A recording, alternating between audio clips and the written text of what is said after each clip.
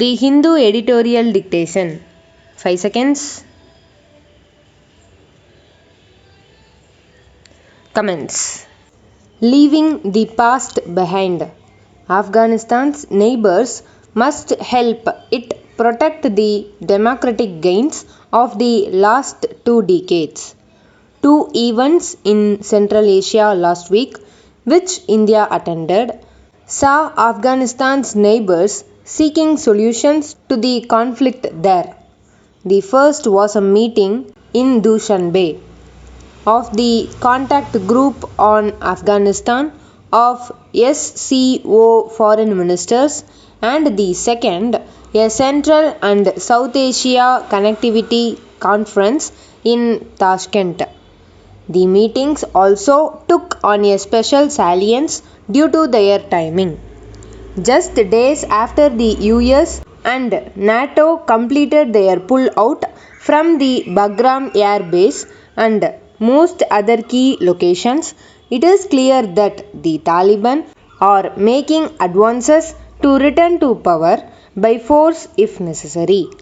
Of particular concern are the Taliban's attacks on border posts, particularly the border with the Central Asian countries and the Spin-Boldak-Chaman border with Pakistan, which are for territorial control and to cut off crucial supply chains to the government in Kabul.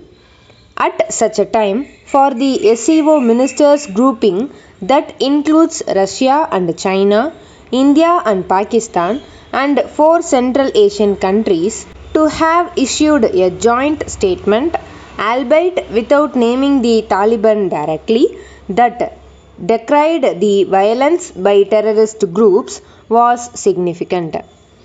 At Tashkent, the host, Uzbek President Shavkat Mirziyoyev, also gave Afghanistan President Ashraf Ghani the opportunity to confront Pakistan Prime Minister Imran Khan for Pakistan's failure to keep its promises on stopping the Taliban from crossing over and ensuring the Taliban conduct peace negotiations in earnest.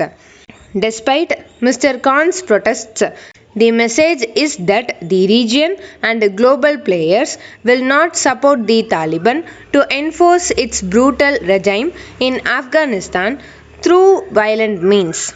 For India and the Central Asian states, the worries are about the violence at the frontiers and the resultant refugee influx, extremism, and support to transnational groups such as Al-Qaeda, LET, JEM, ETIM, and IMU, as it happened earlier under Taliban rule. As External Affairs Minister S. Jaishankar said, Afghanistan's past cannot be its future, and in an interview to The Hindu, Mr. Ghani made it clear that the Afghan forces will not simply crumble this time.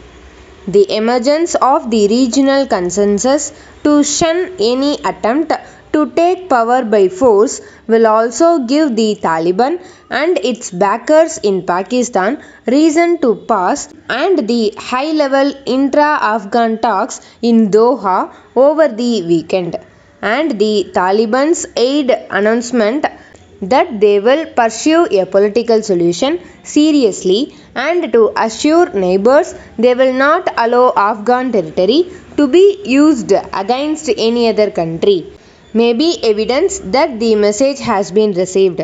As the future of Afghanistan is decided in the weeks ahead, it is necessary for the neighborhood's voice, Central and South Asia included, to emerge more united and determined to protect the gains the nation has made over 2 decades.